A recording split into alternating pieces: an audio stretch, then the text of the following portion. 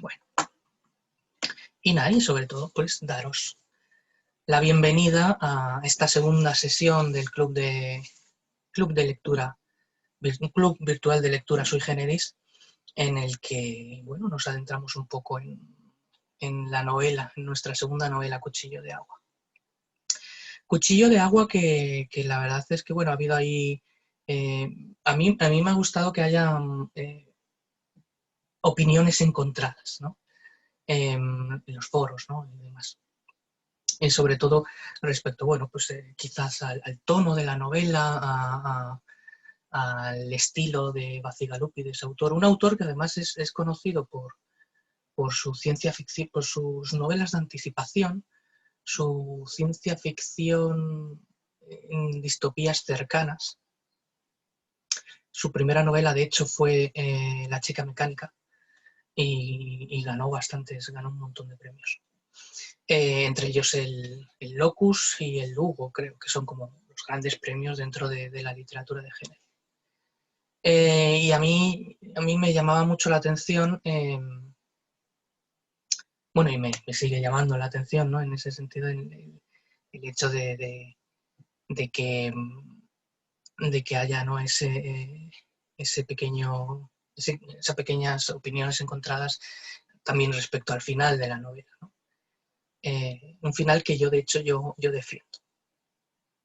Yo, o sea, quiero decir, a mí me gusta. Sé que a algunos de vosotros no os ha gustado nada, pero a mí me gusta un poco ese caos final, un caos o sin más. Pero bueno, ya hablaremos de eso, hablaremos más concretamente.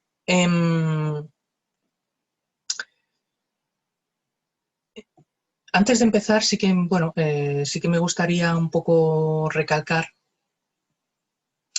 que en nada empezamos noviembre, prácticamente en esta semana, diría, ¿no? Si estamos a 25, pues prácticamente en nada. Y que bueno, y que en noviembre, en el fondo, a pesar de todo lo que nos está cayendo, todas las cuestiones, ¿no? que tenemos encima, bueno, pues nosotros al menos en el club, pues nos siguen quedando las lecturas. Y además noviembre pues, es un mes relativamente bonito en el que va a haber un montón además hay un montón de actividades online que yo os iré hablando, ¿no? a lo largo del mes, muchas conferencias online gratuitas sobre todo el tema que estamos tratando, sobre distopías y sobre, por ejemplo, sobre Ray Bradbury, que empezamos mañana a celebrar su centenario, y en muchas cosas en las que yo también participo y me gustaría, ¿no? compartirlo con vosotros también, ¿no? Y todas esas cuestiones las podréis ver en suigenerismadrid.com. Bueno, en cualquier caso, a nosotros lo que nos interesa hoy en esta sesión es Cuchillo de Agua, que antes de hablar de la novela, yo me quería centrar en otro libro. Y diréis, pues vaya, ¿no? Vaya historia. No, me quiero centrar justamente en un libro que yo, tengo que confesaros que yo no tenía ni idea de que existía. Y es Cadillac Desert. Sí, Cadillac Desert. Que este libro en concreto es el que está rondando durante toda la novela, ¿no? En una especie de metaficción. Yo al principio pensaba que pertenecía al mundo, al imaginario de Cuchillo de Agua, y no era así, o sea, quiero decir, es un libro real que de hecho nos dice Leticia. Dice, es un buen año para hablar de distopías, porque la realidad supera la ficción, efectivamente. Pues sí. De hecho, cuando empezamos hablando junto con de la Rueda Celeste, empezamos un poquito a hablar en el foro, abre un del foro, un hilo, que era sobre distopías, y aquí en Cuchillo de Agua lo he mantenido hablando de ecodistopías, ¿no? De esas distopías respecto al clima, al cambio climático. Y de hecho, bueno, uno de los títulos no era ficción o realidad. Y de hecho lo que dice Leticia de que la realidad supera la ficción, en el fondo es que es algo, por ejemplo, que dicen algunas autoras del género, ¿no? Pues como Margaret Atwood o Rosa Montero, barriendo un poco para casa, ¿no? Decían eso, que es que ya vivimos en una distopía. Entonces, o que la distopía nos ha alcanzado, ¿no? Sería mejor. Y es una auténtica lástima. Es un año que con todo lo que nos está cayendo nos viene bien un poco hablar de la ficción pues para descansar la mente. También dice Leticia que también ella pensaba que no era un libro real, ¿no? Pero lo encontré en mi biblioteca y quiero ponerme con él. Pues yo, fíjate, eso es una cosa que yo tenía dudas, porque lo estuve buscando y no he encontrado ediciones en castellano. Yo para leer en inglés, la verdad es que, como que no, mi nivel de inglés para leer fluidamente, pues no. Y entonces no tengo ni idea si existen ediciones en castellano, pero es un libro muy curioso. En el fondo no deja de ser un libro de no ficción, un libro sobre la historia americana, sobre la historia del oeste americano. En el fondo es la historia de la gestión del agua en el oeste de Estados Unidos, ¿no? Y además, no solo en el oeste de Estados Unidos, sino en todos los puntos geográficos que hemos estado recorriendo en Cuchillo de Agua, que la verdad que en ese aspecto a mí me parece que está muy bien construida la novela de Bacigalupi, ¿no? Tú cuando estás leyendo la novela, por eso al principio os puse como un mapa, ¿no? Pues para no perderse, ¿no? Porque, bueno, yo, por ejemplo, yo no estaba para nada familiarizado con la geografía americana estadounidense.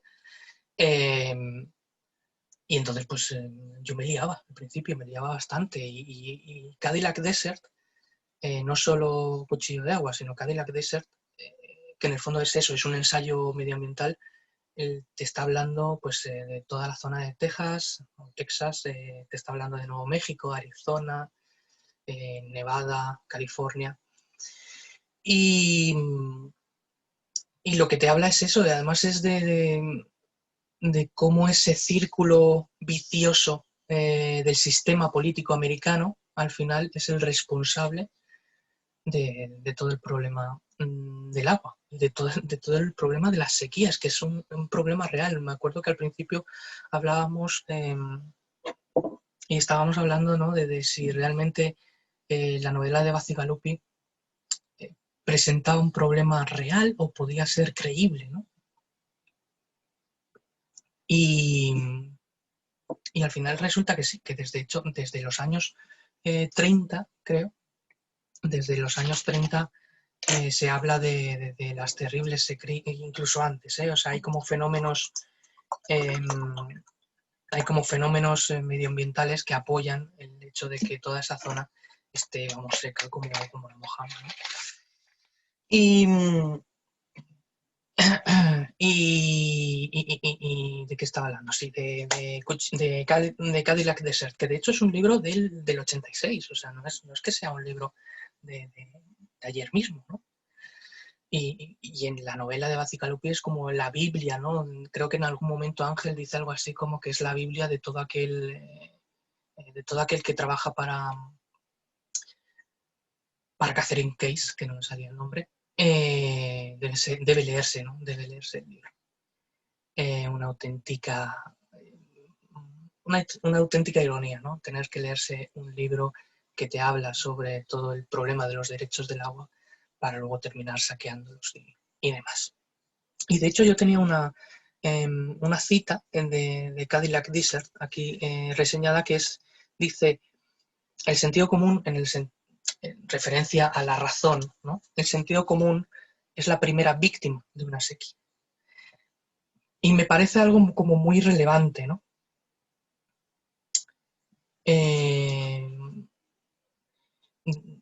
A ver, déjame un momentín, sobre todo, porque no sé si... Vale, esto es lo que yo estaba buscando. Vale.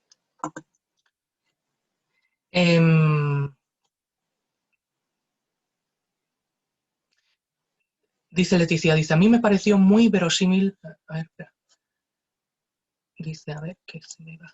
Dice, a ver, me pareció muy verosímil el tema de la lucha por el agua en el mismo país, porque aquí hace bien poco tuvimos historias con el tema del trasvase del Ebro, efectivamente.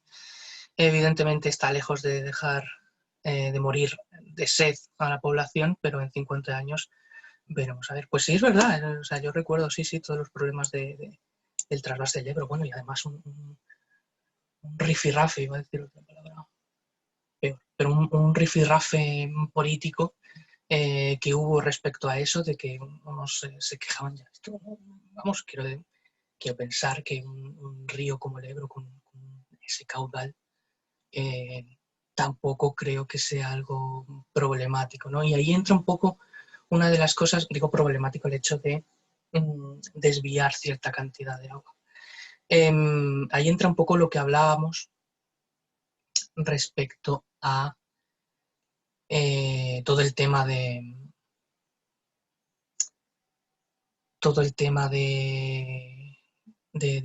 la falta de altruismo, ¿no? De la ausencia de altruismo, de que enseguida parece que nos quitan un poquito del agua y sería bastante. Añade Alejandra, dice, a mí la idea que me ha quedado rondando en la cabeza después de leer el libro es que hayan podido crecer ciudades en el desierto, un poco con el sentido común que acabas de mencionar. Pues sí, es algo, la verdad es que es algo realmente extraño, ¿no? Porque una ciudad, por ejemplo, como Las Vegas, ¿no? Que es como la gran ciudad de ciudades, ¿no? De la ciudad como del pecado, la ciudad del juego, del espectáculo, ¿no? Una ciudad tan grande que asume tal cantidad de gente está ahí en medio de la nada. Y en el fondo es más un problema que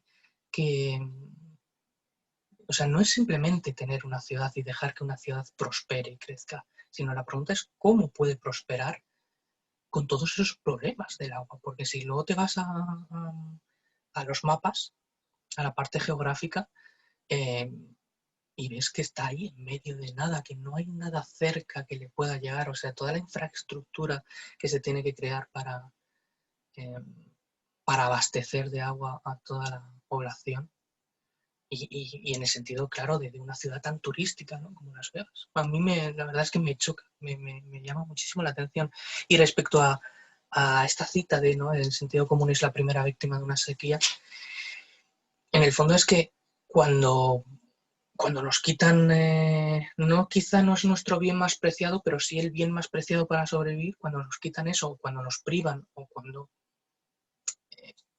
hay que llevar a cabo una lucha para conseguirlo, al final lo que sale es la parte más irracional del hombre, que en el fondo es lo que nos muestra la novela, ¿no? Eso me recuerda también, por ejemplo, a un cuento que hablamos, o que os hablé a lo mejor en otra ocasión, o que a lo mejor lo he mencionado en alguna ocasión, que es El error, de Rosa Montero. Es un cuentecito muy corto que tiene. Y ahí tiene que ver más, no es tanto el agua, sino es el aire. Lo que se comercializa es el aire más, el aire puro, ¿no? Se supone que es una sociedad en la que la contaminación y la polución ha hecho tanta mella, que según tu estatus social puedes vivir en una zona de la ciudad en la que hay mejor o peor aire. Y me recuerda un poco a eso, ¿no? En el fondo, pues eso, es que el agua en el desierto al final es que es oro literalmente para todo ese círculo vicioso del sistema político del que habla el libro de Cadillac Desert, y que creo que merece bastante la pena, ¿no? Echar un vistazo a todo esto que hay por ahí.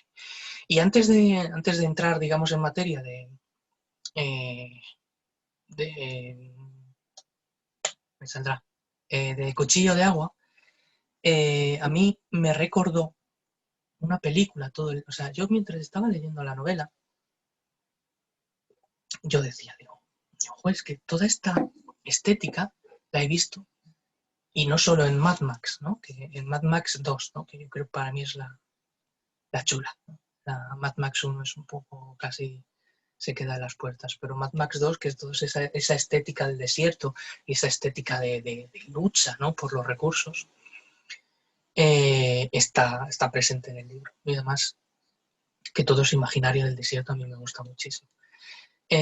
Pero hace relativamente poco vi otra película que es Amor Carnal. No sé si la habéis visto. Amor Carnal. Es del año 2016. Y está protagonizada por Suki Waterhouse, creo que se llama la actriz, y Jason Momoa,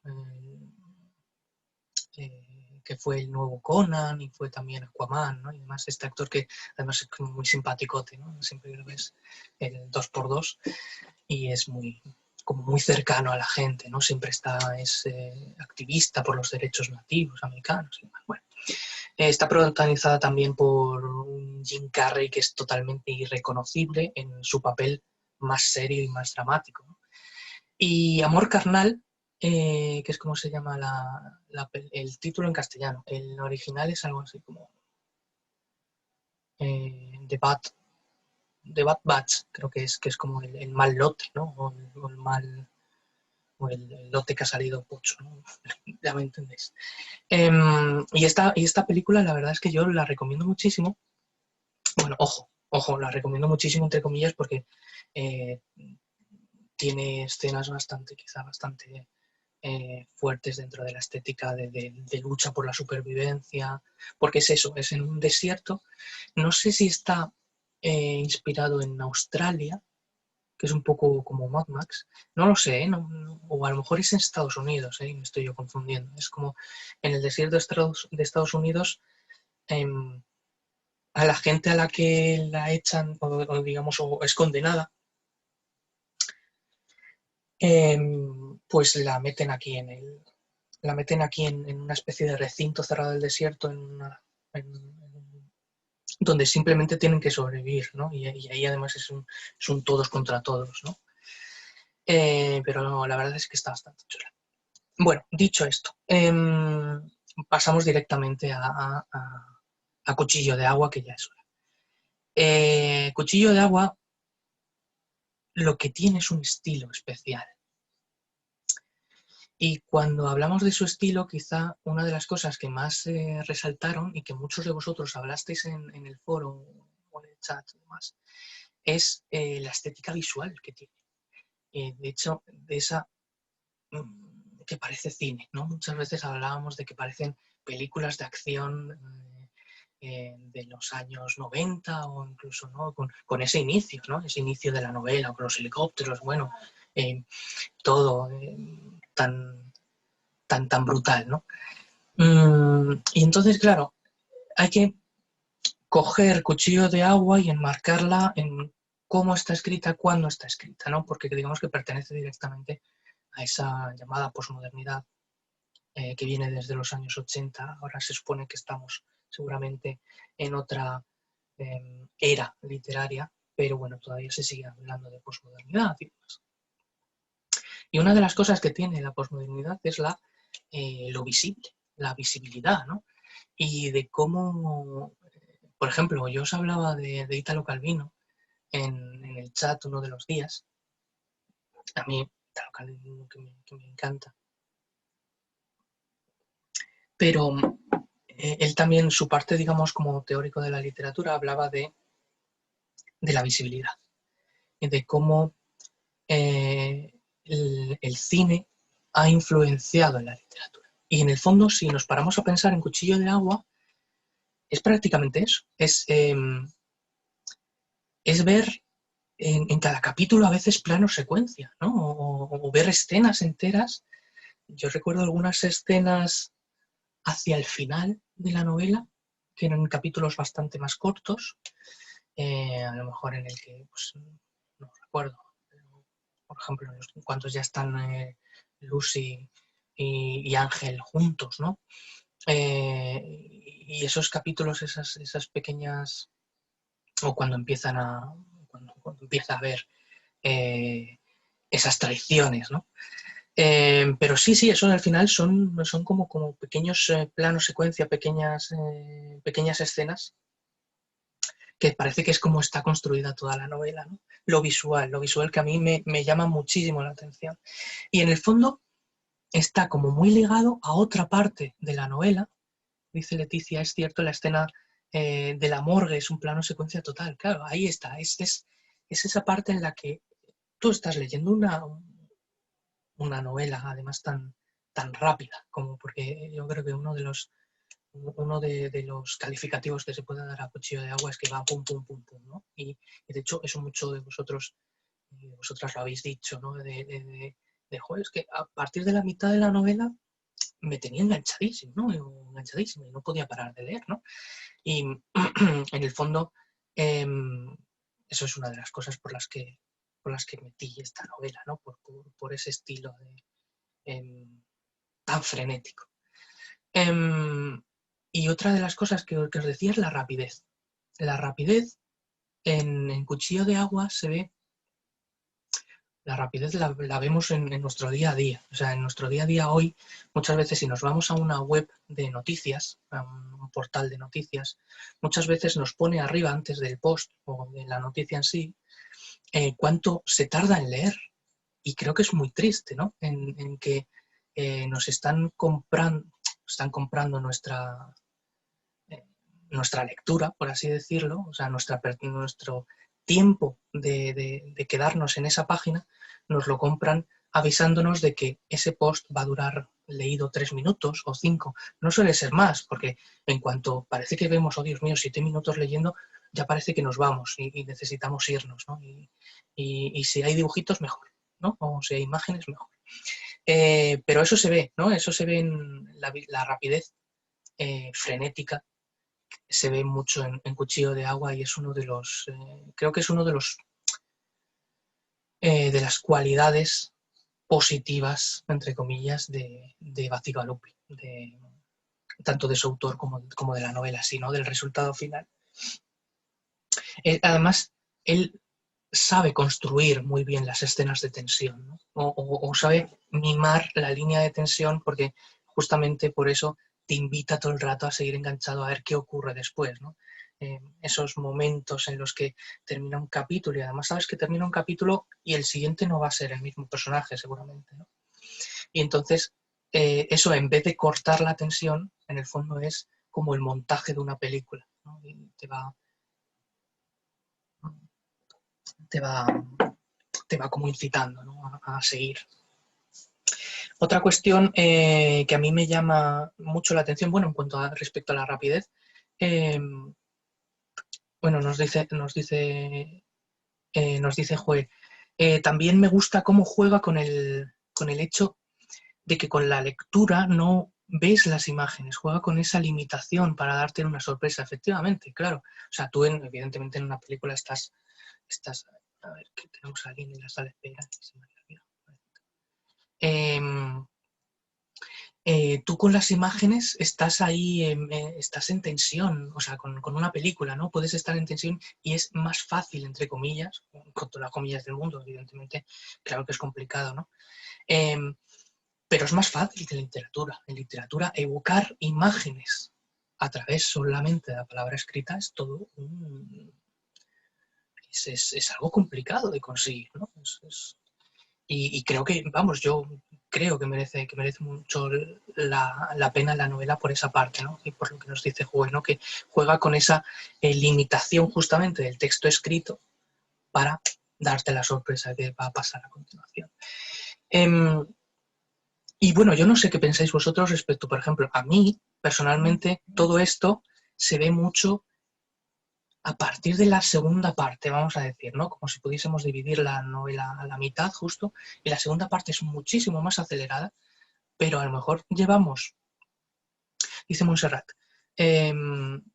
dice, a mí también me ha sorprendido el encontrar esos avisos sobre el tiempo que tardaré en leer o ver algo, ¿no? Parece que nos falta tiempo, efectivamente, ¿no? Eso es una pena, en el fondo, yo creo, es que los tiempos justamente que vivimos tiene que ser todo frenético, tiene que ser todo rápido, porque parece que se nos está acabando los minutos de vida, ¿no? Y Dios mío, no puedo leer esto porque, porque me va a dar algo. Bueno, es una pena, es una lástima, pero bueno, es un poco la era de, fíjate, eso que eso que estamos criticando, entre comillas, ahora, eso ya lo criticaba Ray Bradbury en los años 50, que es el siguiente libro, ¿no?, que vamos a ver.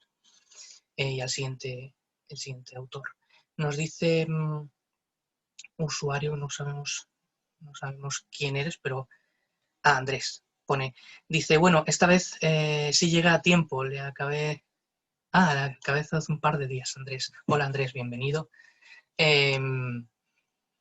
Pues estamos hablando un poquito ahora del estilo, ¿no? Del estilo de la novela, de ese frenetismo, ¿no? Y estamos hablando también de la rapidez. Y de cómo, por ejemplo, el próximo libro que vamos a leer, que es Fahrenheit 451, el gran clasicazo o uno de los grandes clásicos de las distopías, de la ciencia ficción. Ray Bradbury ya, él que era un poco tecnófobo, valga la redundancia, ¿no?, por todo lo que escribió, pero él ya veía la era de la información y justamente no solo la era de la información, sino ese frenetismo de la rapidez y de la invasión de los medios de comunicación, la invasión de las pantallas y demás, lo veía como una parte negativa. Nos dice Alejandra, también también se veía ese cambio en la velocidad en las relaciones entre los personajes, porque no es hasta la escena de la morgue cuando coinciden dos personajes por primera vez y después de esa escena todo avanza muy rápido. Efectivamente, eso es un poco a lo que yo me refería, ¿no? Que hasta la mitad más o menos de la novela no podemos, o sea, como que avanza pero lento. Es un poco extraño, ¿no? Estamos hablando de la rapidez de la novela y realmente, y una vez pasamos, digamos, a lo mejor estamos hablando de 100 páginas, a lo mejor no es la mitad, ¿vale? Estamos hablando de 100, 150 páginas, pero a partir de ahí ya luego ya vaya todo de corrido, ¿no?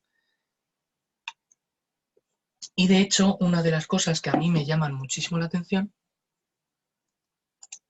una de las cositas que a mí me llaman muchísimo la atención es, cuchillo de agua me refiero, es también la circularidad de los personajes y la circularidad al final de todas las, no sé si todas las tramas, porque yo no estoy tan seguro de que Bacigalupi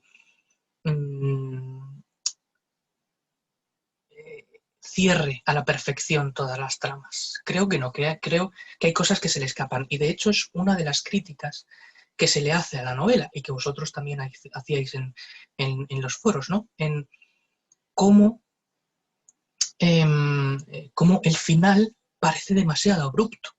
Y volvemos otra vez a la rapidez, ¿no? De cómo parece que lo quiere cerrar todo corriendo o quiere llegar al final y parece que le han puesto como un tope, en plan tienes que cortar aquí y todo termina al final de forma muy abrupta, ¿no? Dice Andrés, si fuera una serie pensaría que están preparando la segunda temporada. Pues sí, es verdad, ¿no? Y esa es una de las cosas que también hablábamos, de que la narrativa, de que el estilo de Bacigalupi de la novela entera, bueno, quizás no tanto de Bacigalupi porque habría que ver todo lo que ha escrito este hombre, ¿no? Pero vamos a ver, de Cuchillo de Agua parece una serie y es que parece que está totalmente escrita para hacer una serie de las de ahora, no una serie quizá más calmada, ¿no?, como las de antes, pero series rápidas, que ahora estamos acostumbrados a las series, por ejemplo, pues de plataformas como Netflix, ¿no?, que son series que con 8 capítulos ya te cuentan una cantidad de cosas y a veces te sabe a poco, pero porque no puedes parar de consumirla, ¿no?, de esa rapidez y de esa ansia de tensión que te entra. Y una de las cosas que os comentaba era la circularidad. Para mí la circularidad es fundamental, ¿no? Como al final todo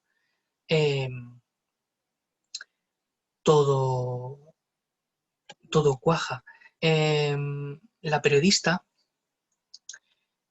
continúa Andrés, dice, la periodista no está muerta, moribunda, el cuchillo no se ha reencontrado con Case, no se sabe si los personajes cruzan el río o no, o sea, sí, lo deja todo pendiente, sí, es verdad, o sea, esto es lo que hablábamos un poco del final abierto, Yo personalmente sí es verdad que soy muy fan de los finales abiertos, a veces tan abiertos quizá no, ¿no?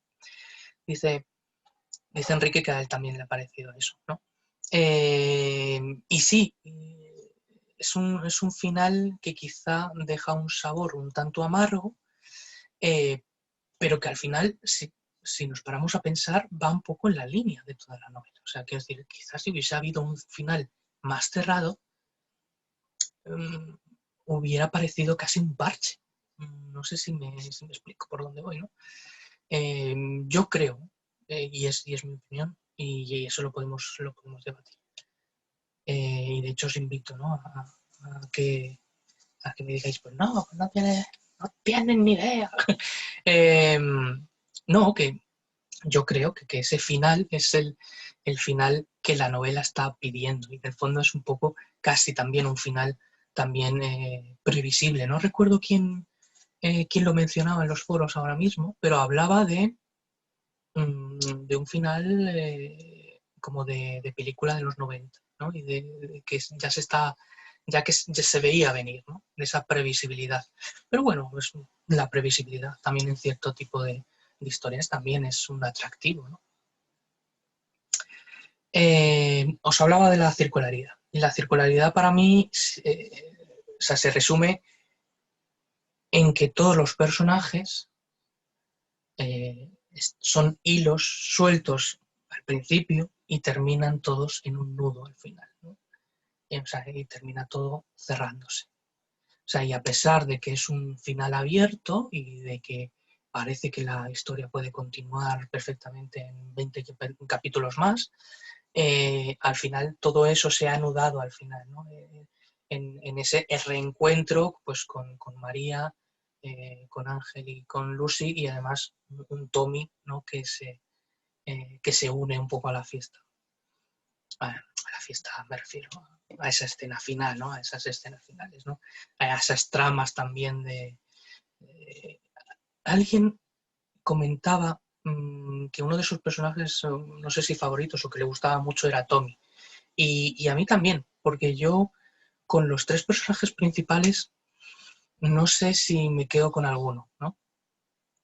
Por ejemplo, muchos os quedáis con Ángel, eh, algunos os quedáis con Lucy. Lo que pasa es que Lucy es, es que el problema de Lucy es como que esas últimas traiciones, ¿no?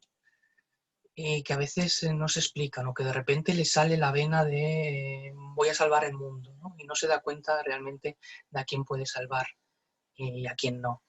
Y entonces eso quizá echa un poco para atrás, ¿no? En el desarrollo de Lucy. Que, ojo, a mí desde el principio es un personaje que me gustaba mucho, ¿no? El periodista, ¿no? Que va a ver cómo puede retratar, ¿no? Ese corresponsal de guerra, cómo puede retratar la dura realidad. Y para ello, pues hace una inmersión, ¿no? Estas famosas de 21 días, ¿no? En el caso de Lucy, bastante más claro.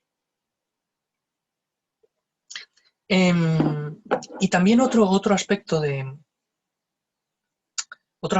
estilo de Bacigalupi, del estilo de Bacigalupi y del estilo de la novela, nos dice Jue, espera, que se me ha subido esto. Dice exacto, dice Tommy es más realista. Claro, sí, el personaje de Tommy quizá es un personaje clave, ¿no? Además es un personaje así tan protector, tan paternalista, ¿no? Pero sin pasarse quizá de la raya como quizá lo hace Lucy, ¿no? Y, a ver, nos dice, Leticia dice, yo aborrezco los finales abiertos porque... Se me acumula. Dice, yo aborrezco los finales abiertos porque me hacen sentir que no me he enterado bien de la trama y que se me escapa algo que es obvio para los demás. Pero en este caso sí me pareció que todo confluye en un mismo punto final.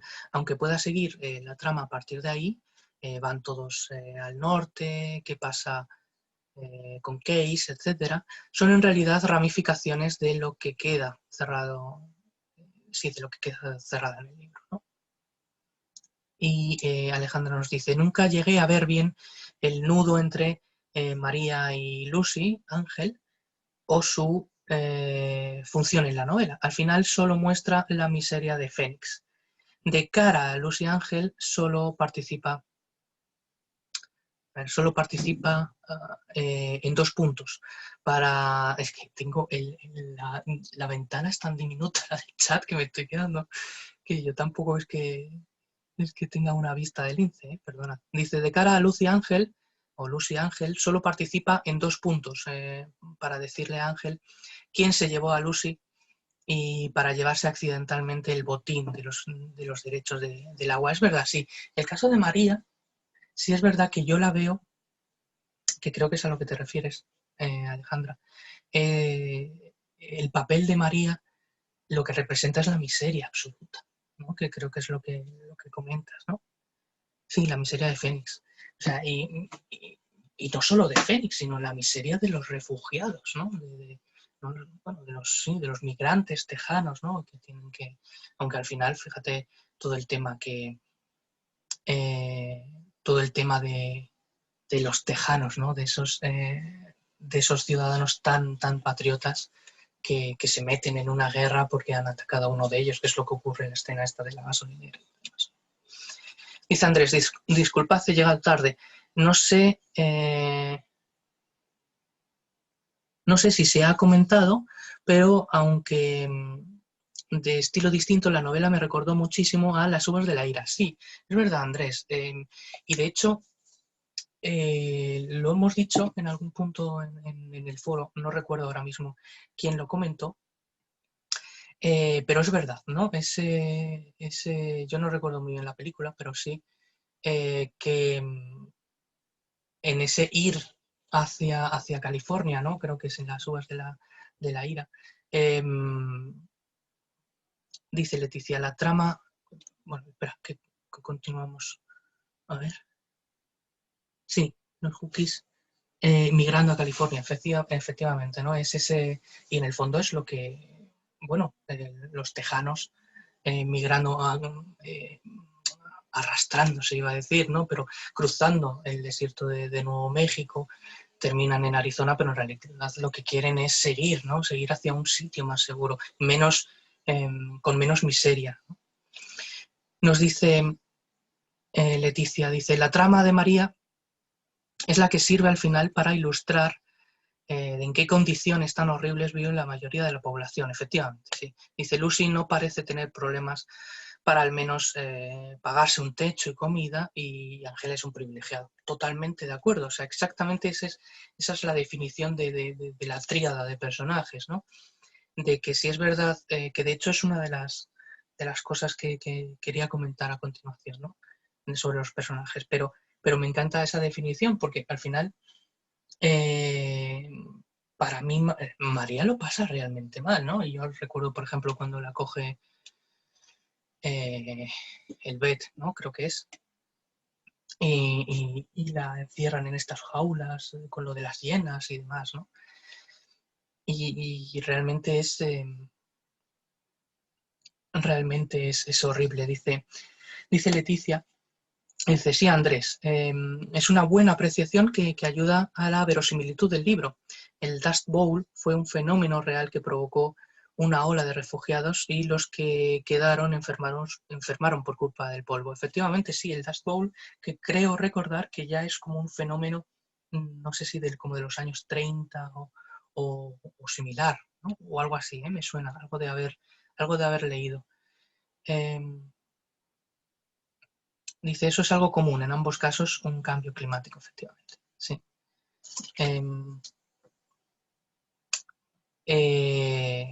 Pues sí. Sí. Dice, produce migraciones brutales, claro. Sí. De hecho, en la novela dice, Jue, ¿de qué vivía María antes? Buena pregunta.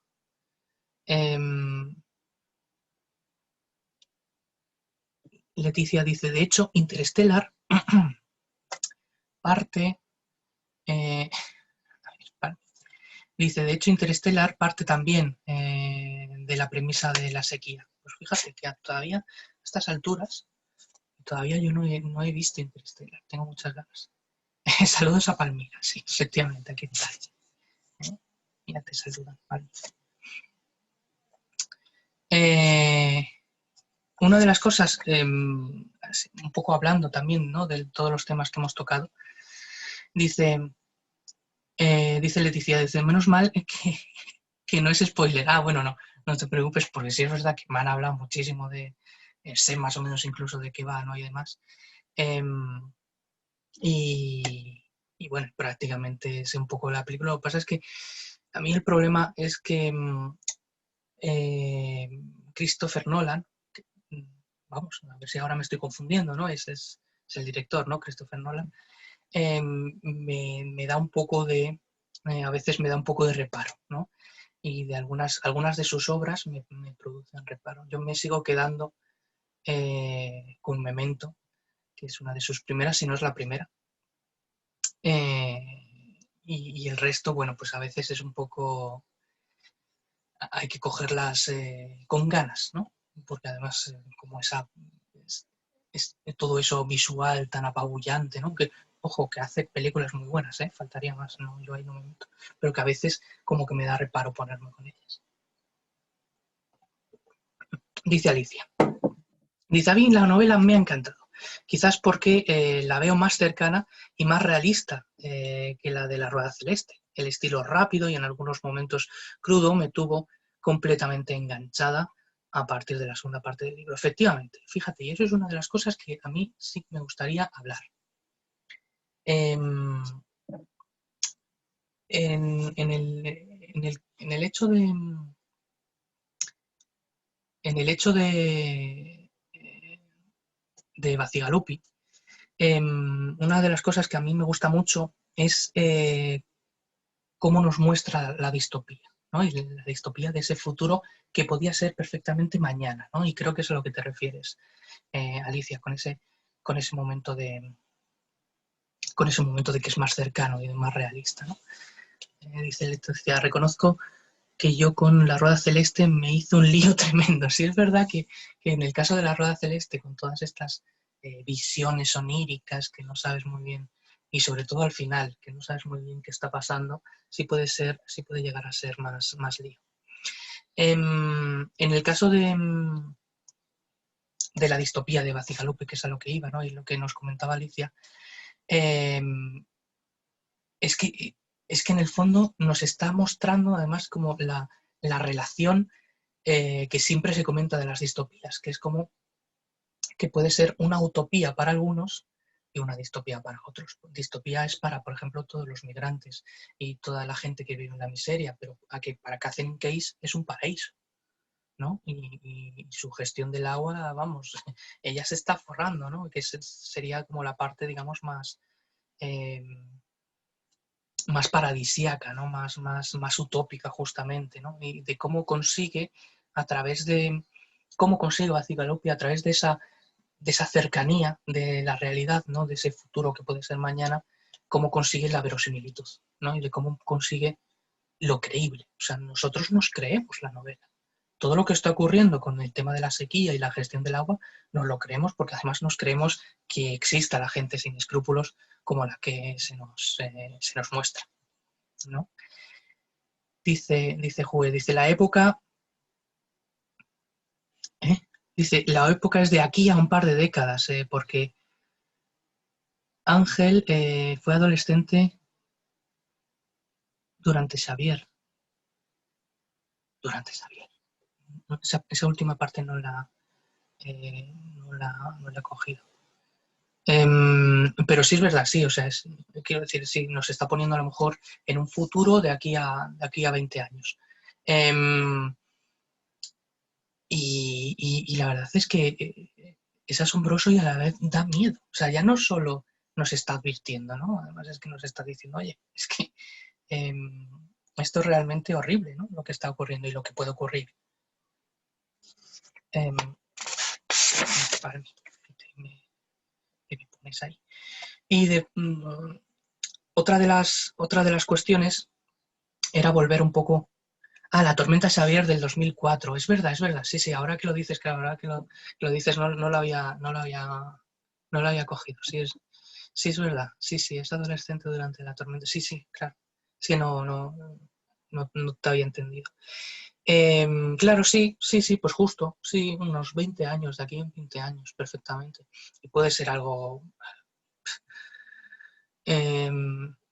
dice Leticia, anda, yo eso no lo había pillado, yo solo caí que su madre escuchaba a Don Omar. Ah, pues fíjate que de esa parte no... Yo creo que Fíjate, pues no lo recuerdo, ¿no? Pero sí. Eh, pues fijaos, ¿no? Si es 20 años hoy en día, pues ¿qué son? Si estamos, no son nada, ¿no? En el sentido pues eso, de 20 años en todo, en cuanto a nuestras vidas, ¿no? Que son 20 años que puede pasar perfectamente mañana y nos puede pasar a nosotros. Y en cuanto a los personajes, al principio estábamos hablando, recuerdo que en los foros, que 20 años no es nada, ya lo dijo el tango. Pues Andrés, creo que eres Andrés, pues fíjate, no buscaré ese tango porque ahora mismo no caigo, ¿no? Algo me suena, pero no caigo. En cuanto a los personajes, lo que decía era un poco ese sentido de que al principio son como etiquetas, que es lo que hablábamos antes, ¿no? De pues María, la migrante, la pobrecita, ¿no? Bueno, pobrecita, pues evidentemente, sí, pobrecita, ¿no? Lucy, la periodista investigadora, Ángel, el malo, que luego se va a volver bueno, etcétera, ¿no? Luego son etiquetas al principio, pero quizá la extensión de la novela ayuda al desarrollo de los personajes. Y de hecho, yo os propongo un ejercicio que es analizar al inicio de la novela, ese Ángel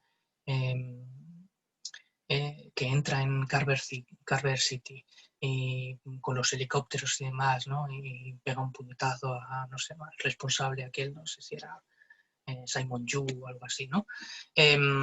Coger a ese ángel y compararlo con el ángel que está, el pobre, remendado por todas partes al final de la novela, ¿no? Y comparar sus caracteres, ¿no? También teniendo en cuenta todo lo que ha pasado, ¿no?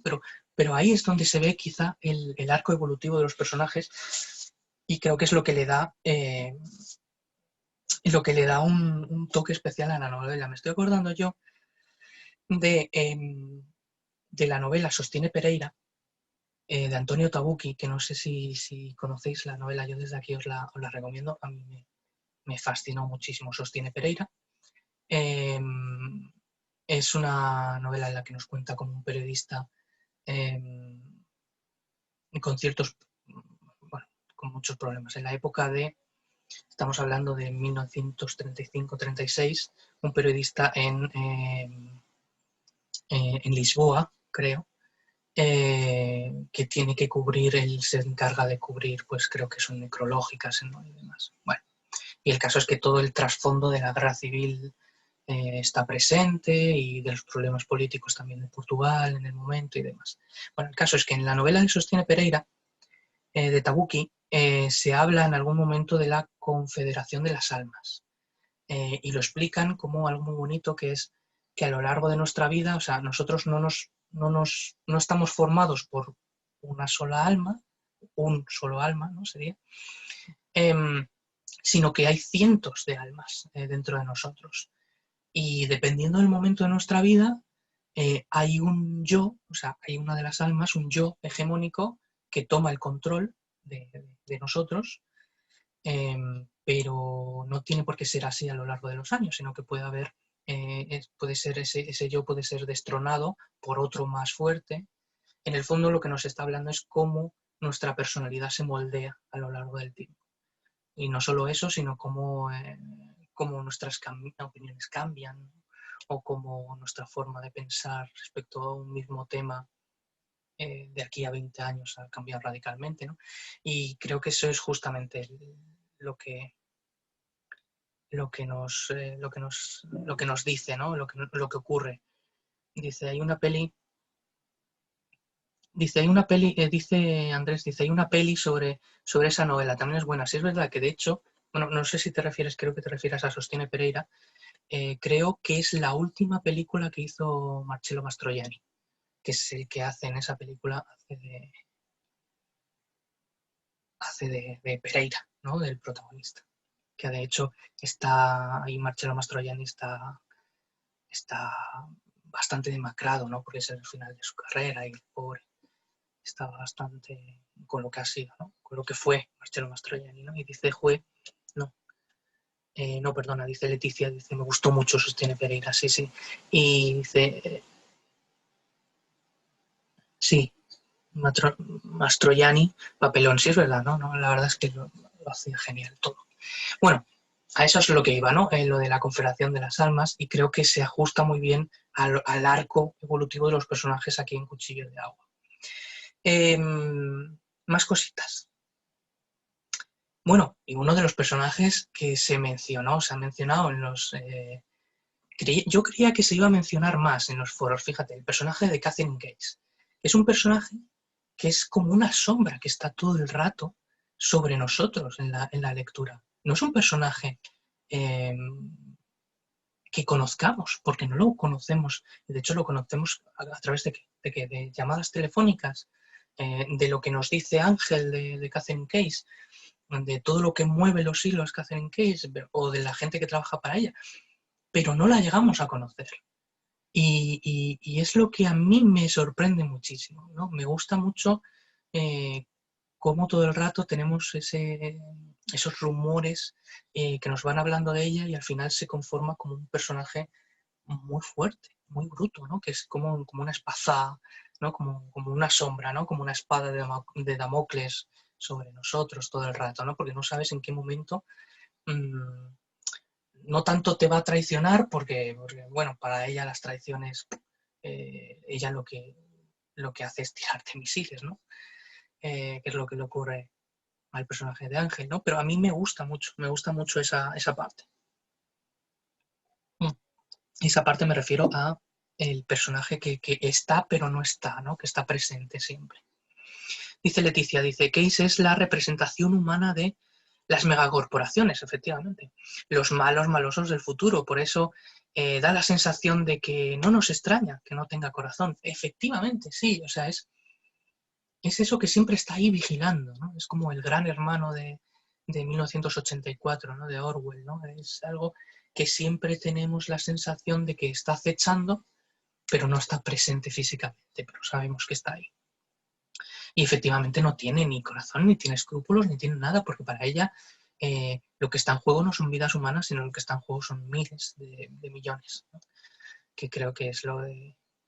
dice Andrés, dice, Case es la baranguera, el personaje que hila el hilo de la vida y lo puede cortar cuando quiera, efectivamente. Sí, sí, sí, sí.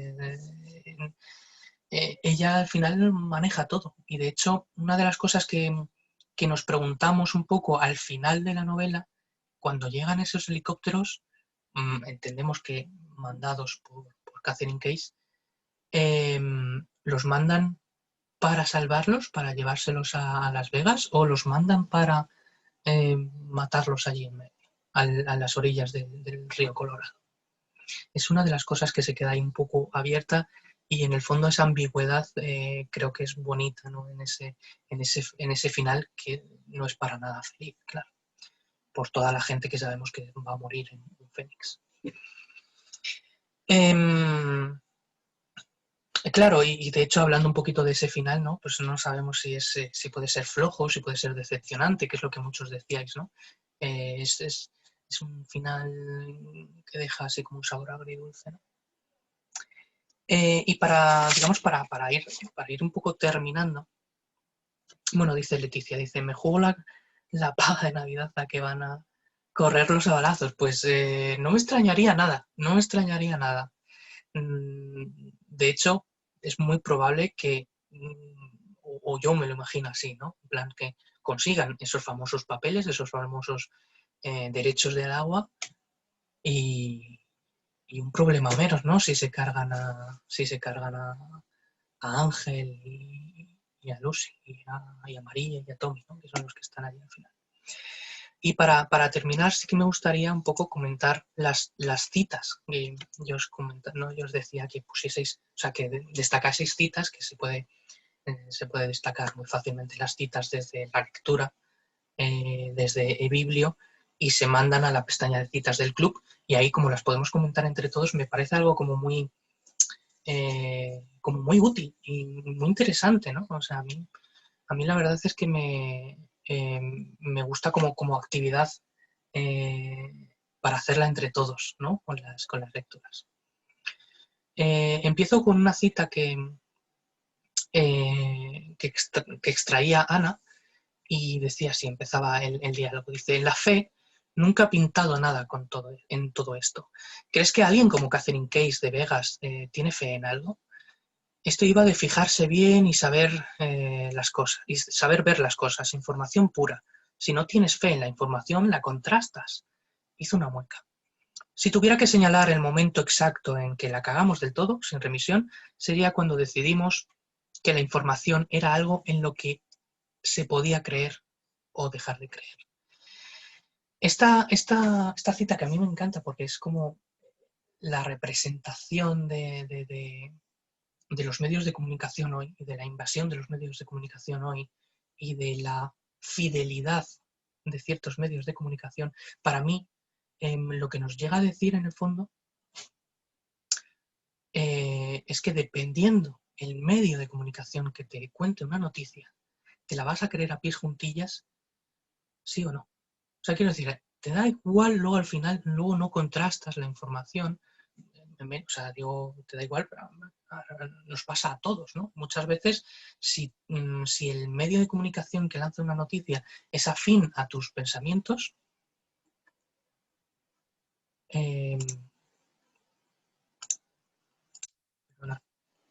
vale. Si el medio de comunicación es afín a tus pensamientos, entonces te da un poco igual, ¿no? O sea, quiero decir, no terminas contrastando la información, que creo que es uno de los problemas de la era en la que vivimos, ¿no? De todo ese momento de las fake news, de cómo las noticias falsas corren, los bulos a través además de las redes sociales, de WhatsApp y demás. Y creo que realmente es un retrato, esta cita en el fondo es un retrato del periodismo hoy, de cómo del mal periodismo, entendamos. O sea, quiero decir, sigue existiendo grandes periodistas, grandes profesionales de la comunicación, pero al final son muy pocos en comparación con toda la marabunta de mal periodismo o de la profesión mal hecha, mal ejercida que hay. Y no solo en nuestro país es un ejemplo de eso, por desgracia, ¿no? De todas las fuentes de información que no se contrastan, que se lanzan a la red y parece que todo lo que nos llega a través de Internet es real. Y luego, aparte de toda esa gente que se hace llamar periodista, pero que le hace un flaco favor a la profesión, porque no lo es, evidentemente, ¿no? A la profesión del periodismo me refiero. Y para mí eso es algo terrible, ¿eh? O sea, creo que es algo malísimo. Nos dice, a ver, nos dice Leticia, dice, cada vez menos por culpa de que se paga por clics recibidos. Efectivamente, me vais a perdonar un momento, pero Palmi quiere salir. ¿Verdad que sí, guapa? No te hago nada, no sé.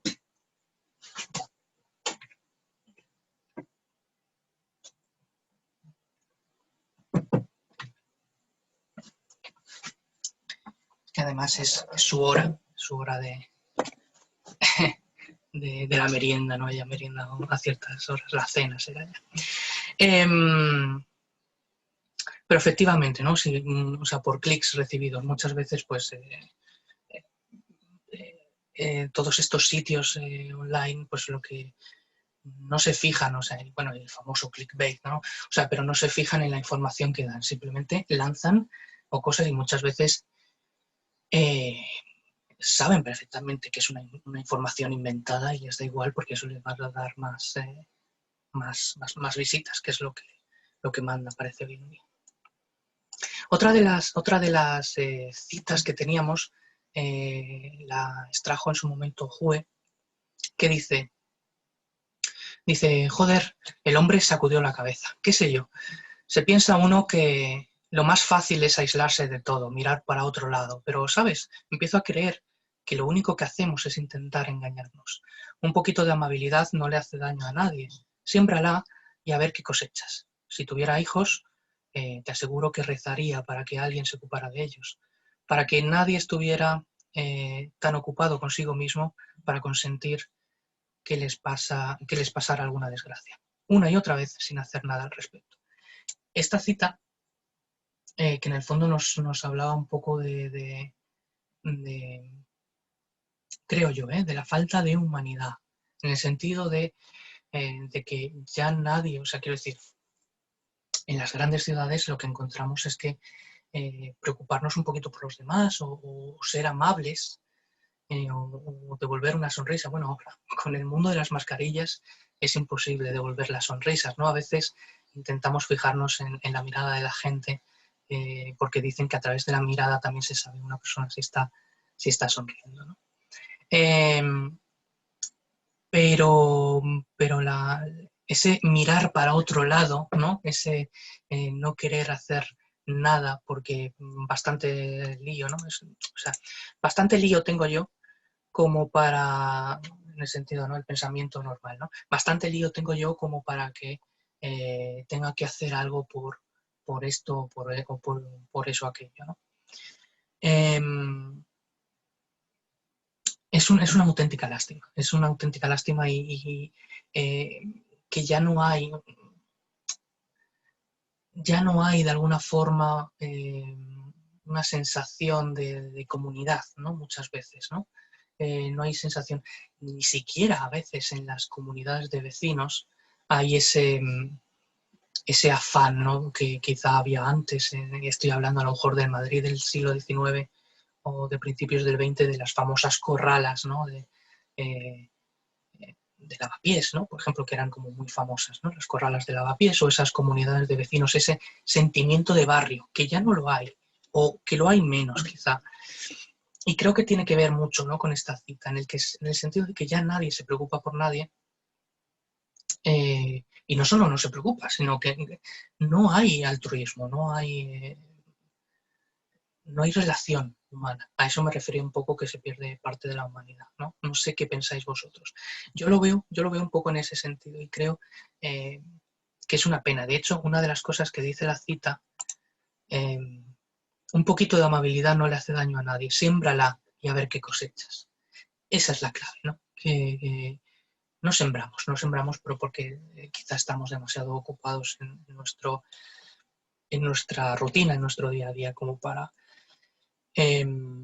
hacer algo. Y de hecho, mirar para otro lado siempre es la parte más sencilla y más fácil, ¿no? Y también es la parte más triste.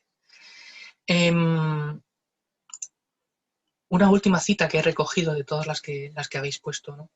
Es una cita que ha puesto vuestra compañera Leticia, que dice, pobre y desesperado, un deportado más que intentaba encontrar la manera, como fuese, de quedarse en el lado correcto de la frontera. Bueno, pues esta pequeña cita al final nos habla un poco del tema de los refugiados. Qué importantes son las fronteras, ¿no? No sé qué pensáis vosotros, pero las fronteras, no solo las fronteras, sino también las perspectivas. Dice Leticia, el problema es que estamos ya tan acostumbrados a que eso del karma no es cierto, que cuando Tommy dice, voy a hacer el bien y a ver qué pasa, pensé, bueno, va a morir. Pues totalmente, sí. Eh, y de hecho, bueno, no muere, pero vamos, pobre. Sí, efectivamente. Qué lástima, ¿no? Qué lástima la parte de que ya no se hace nada. Respecto a la cita esta o lo que os comentaba, ¿no? Qué importantes son bueno, qué importante no es la palabra, ¿no? Pero que todo el mundo de las fronteras, el mundo de los límites, que además son esas líneas inventadas, totalmente inventadas. Algunas hay hay fronteras geográficas, evidentemente, como por ejemplo la frontera geográfica de los Pirineos, ¿no? En el caso de España. O la frontera como puede ser el río Colorado, es una frontera real, geográfica, que de hecho delimita la mayor parte de California con Arizona, Arizona con Nevada, ¿no? Pero luego el resto, muchas veces son las fronteras políticas, que además son las que provocan la identidad de los diferentes ciudadanos, a veces son tan estúpidas y no tienen nada de sentido común que sorprenden. Porque al fin y al cabo lo que importa es la perspectiva, ¿no? Que es lo que viene a decir la cita, que todo depende del lado de la frontera en el que estás, del lado bueno o del lado malo, ¿no? Creo que decía Leticia en el comentario a esa cita, que todo tenía que ver con la perspectiva, ¿no? Desde dónde miras la frontera. Si desde el lado privilegiado o desde el lado de miseria, ¿no? Podríamos decir. Y esa cita a mí me fascina. Yo con esto cerraría un poquito, digamos, Cuchillo de agua. Creo que ha sido una novela muy, muy interesante, una distopía muy real, muy, muy creíble. A mí me gusta mucho cómo escribe Bacigalupi, con ese frenetismo, ¿no? A veces que no te deja casi ni respirar y pasas muchas veces leyendo Cuchillo de agua, que eso es algo bastante complicado, ¿no? De conseguir hoy en día en narrativa. A mí me gusta mucho, espero que a vosotros también, y no sé si tenéis algo más para ir cerrando Cuchillo de agua, no sé si tenéis algo más que añadir. No solo si os ha gustado o no, que muchos de vosotros sé que os ha gustado, sino si tenéis algún comentario que hacer a la novela que nos hayamos dejado en el tintero, porque evidentemente nos hemos dejado muchas cosas en el tintero, faltaría más, ¿no? Una novela además tan extensa, que esta es una de las, no sé si las más extensas, pero por supuesto mucho más que La Rueda Celeste, o la siguiente que vamos a ver, que es Fahrenheit 451. Dice Leticia que a ella también le ha gustado mucho.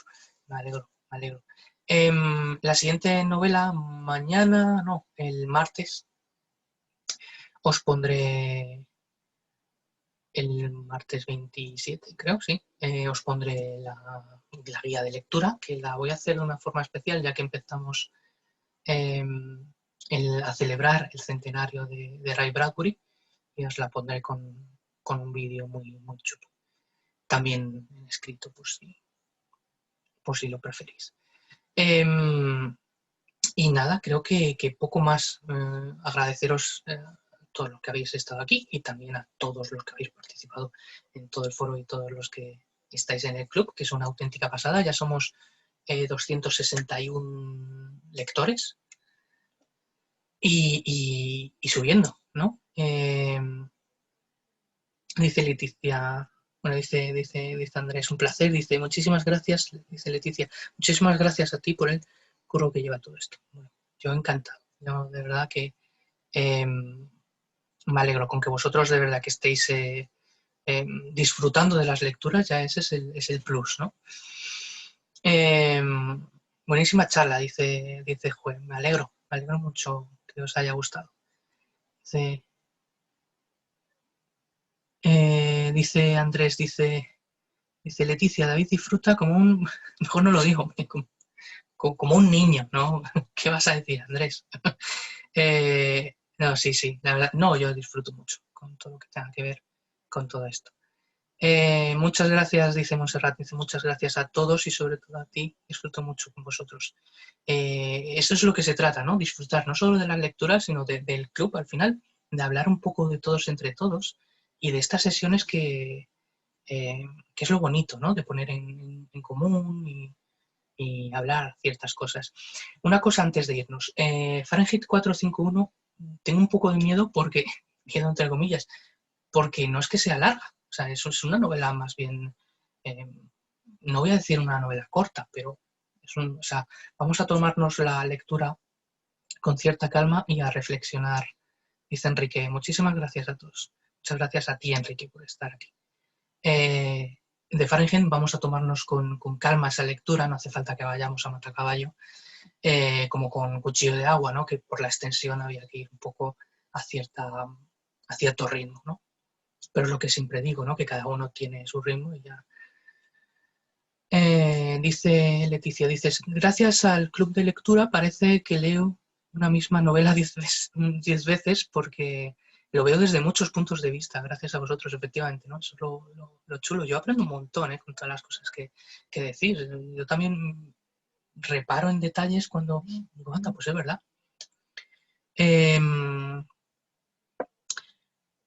Dice Eva, muchas gracias a todos y a David por todo el trabajo. Sí, muchas gracias a todos. Pues nada, gracias a vosotros. Nos vemos próximamente y para Fahrenheit 451 tendremos, ya no estaré yo solo aquí rajando, sino que tendremos un invitado o invitada, está por concretar, o quizá tenemos invitado o invitada al mismo tiempo, para hablar un poco, no solo de la novela, sino para hablar de todo Ray Bradbury, porque ya sabéis que tenemos 2 novelas seguidas de Ray Bradbury para celebrar en noviembre su centenario, porque además es que en noviembre, como es un mes, ya veréis que hay muchas sorpresas por ahí. Es un mes tan bonito, lleno de actividades, para cerrar un poco este año que ha sido tan vamos a dejarlo ahí, ¿no? Que es un año que es mejor olvidar. Pero noviembre traerá consigo cosas muy chulas. Dice, le tengo miedo, dice Leticia, dice, le tengo miedo a Fahrenheit porque ya lo leí hace tiempo y no le pillé el punto, pero quizá esta vez con vosotros lo disfrute de otro modo. Seguro que sí, yo creo que sí, que vamos a leer este clásico con otros ojos, con otras perspectivas. Ya veréis. Así que nada, un placer y nos vemos en la siguiente. Mañana empezamos, creo que sí, que no, mañana todavía es día de lectura de Cuchillo de Agua, pero bueno, mañana estamos por el club todos otra vez. Yo ya sabéis, yo os pongo las curiosidades ahí en el chat y me encanta leeros. Así que ahí estaremos. Y creo que ya. Pues lo dicho, muchas gracias a todos y nos vemos.